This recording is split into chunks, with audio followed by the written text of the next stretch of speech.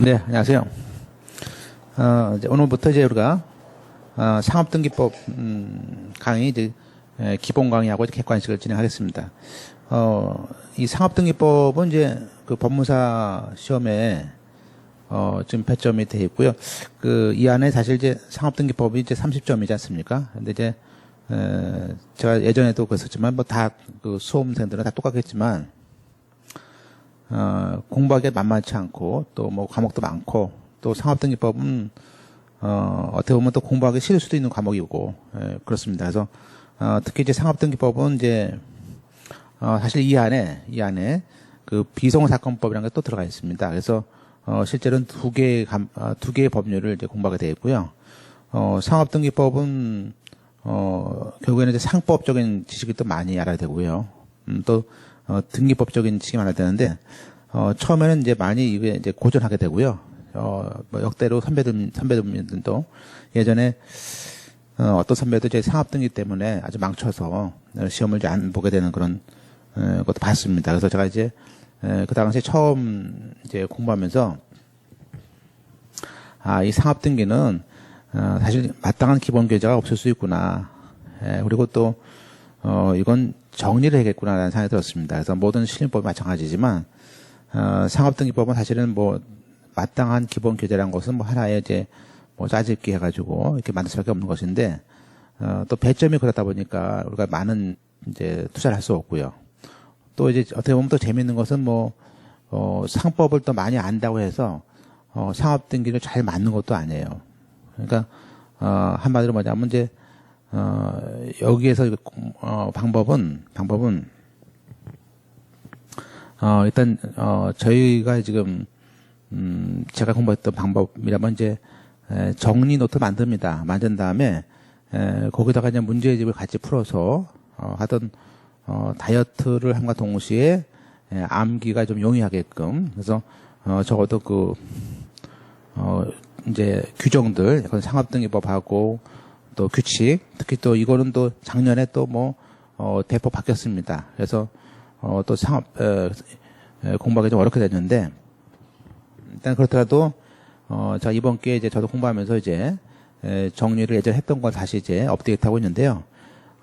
지금 따로 교재라기보다는 한 150회 정도 남짓돼서 아마 제가 자료를 드릴 겁니다. 그럼 아마 여러분이 보시는 대로 아마 강의 듣고 보시면 아마 금방 볼 수 있고요. 이거가 뭐 그렇게 어려운 과목으로 이제 등장하지 않을 것 같습니다. 그래서 이번 강의 때 요 상업등기는 아예 기본서하고 객관식을 같이 보시는 것이 맞다고 봅니다. 배점도 그렇고 그래서 따로 이제 저희가 만든 거 자료를 통해서 강의를 진행하겠습니다.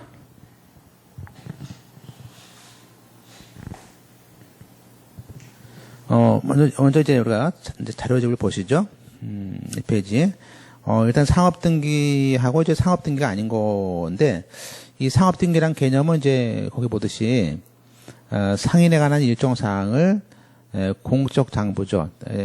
등기부라는 거기다가, 요즘에 이제 기록한다라는 말을 하고 있습니다. 그래서, 주로 이제, 두 가지인데요. 개인 상인들하고, 또 법인인 상인들, 또 조합인 경우, 이렇게 이제 나눠볼 수 있고요.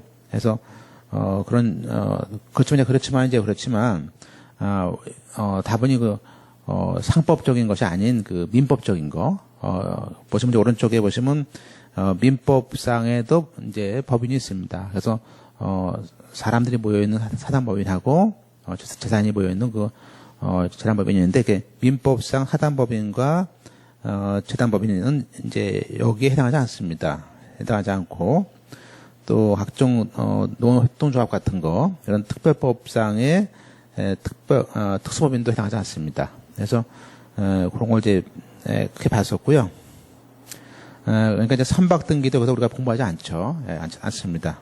다만 이제 여기 들어가는 게 뭐냐면 해생이라는 거하고 그 파산 쪽 이쪽에 또 여기 들어옵니다. 그래서 요까지도 우리가 시험 범위에 포함되어 있다 볼 수 있기 때문에 사실 이제 번거롭기도 하고 좀 난해한 것도 있고요. 어렵습니다만 어떤 시험에서는 우리가 필요한 것만 맞추면은 상당한 득점이 된다 보시면 됩니다.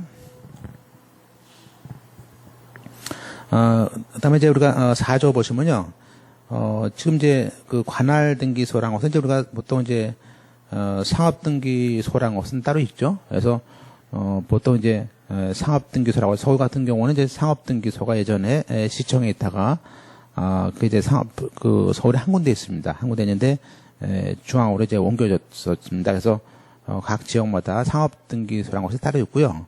또 상업 등기를 다루지 않을 그런 등기소가 없는 경우에는 별도의 그 등기소에서 같이 이제 상업 등기를 하는 경우가 생기죠. 그래서 이제 보시면 관할 등기소에 보시면 4조에 등기사무는 그 등기 당사자의 영업소 소재지에 관할하는 그 법원이라든지 또 지원 안에 있고 또는 별도의 등기소가 있다라고 하고 있습니다.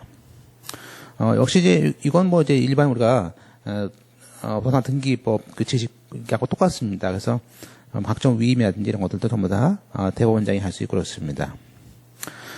그다음에 상업 등기하고 이제 부동산 등기하고 약간 다른 것들을 좀 보게 되는데 첫째는 이제 상업 등기라는 것은 어떤 그 권리 주체와 권리 의무 주체라는 그 상인에 대한 그런 것들이 있어요. 그런데 이제 그와 달리 부동산 등기는 이제 객체 물건이죠. 물건, 토지, 건물 같은 것들. 그래서 그런 점이 다르고요.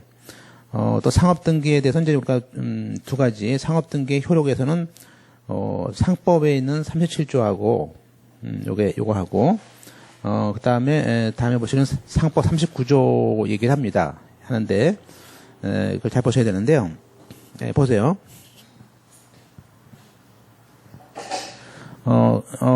이제 1항을 보시면 이런 말이에요. 상업등기 효력에서는 등기를 할 사항은 등기를 하지 아니하면 선의 제함자에 대항할 수 없다란 말을 합니다. 그래서 이거를 이제 등기 안 했을 때는 소극적으로 그죠? 대항할 수 없는 문제가 생긴다. 그리고 이제 2항은요. 등기를 한 후라면은 제함자가 정당한 사유로 인해서 그 알지 못한 때도 그죠? 대항할 수 없다란 말을 해요. 그래서 이제 이것은 우리가 적극적 등기했을 때 효력이죠. 그럼 이제 이게 무슨 얘기냐면 일단은 등기가 없을 때, 자 보시면 이제 두 가지겠죠. 등기가 없었다면은 제3자는 그 등기가 없었으니까 그런 실체적 관계의 존재를 주장할 수가 있습니다. 회사라든지 개인상인에게. 그리고 또 예컨대 설립 등기나 합병 등기를 했어요. 했다면 이 제함자의 선의 악의 불문하고 그 실제 관계가 존재한다고 주장할 수 있다는 것이죠. 그래서 이것은 이제 특이한 것은 우리가 정당한 사유로 인해서 알지 못한 때만 그죠? 대항할 수 없으니까 우리가 이 선악 문제하고 달라요. 그래서 이제 그걸 이제 보셔야 되는데 그래서 일단 등기를 이미 했다면은 합병됐다는 사실을 공시한 것이니까 그 설사 악이라도 그죠? 주장을 할 수 합병을 그죠? 합병에 대해서 다르게 인식했더라도 주장할 수 있다는 말이 되겠습니다. 그다음에 이제 부실 등기인데요. 상법 이제 39조에 이런 말을 합니다. 그래서 고의나 과실로 우리가 이제 고의나 과실로 사실과 상이한 사항을 등기했어요. 그럴 때는 그 상의가 선의 제함자에게 대항할 수 없다. 그런데 뭐 내가 감사라는 사람이 감사 등기했어요. 그죠? 그래서 근데 회사는 몰랐어요. 근데 그렇다도 그러한 것에 대해서 적어도 고의나 과실이 있었다면은 그러한 부실 등기에 대한 책임이 있지 않냐, 이제 그런 얘기겠죠. 그래서 그 다르다는 것은 선의 제함에 대항할 수 없다 말을 하고 있죠. 그래서 그 얘기를 때 우리가 보통 이제 박스 밑에 보시면 등기할 사항을 등기하지 않았을 때 앞서 선의 제함자에게 대항할 수 없다고 되지 않습니까? 근데 이제 문제는 그러면 고의 또 나아가서 부실 등기는 뭐냐면 39조에 고의나 과실로 사실과 상이하게 등기했다면 그 다르다는 사실을 선의 제함자에게 대할 수 없다. 선의 제함자에게 주장하지 못한다. 그랬는데 이거를 이제 반대해서 가보죠. 물론 악의 제3자에게는 주장할 수 있다는 문제가 되겠죠. 그죠?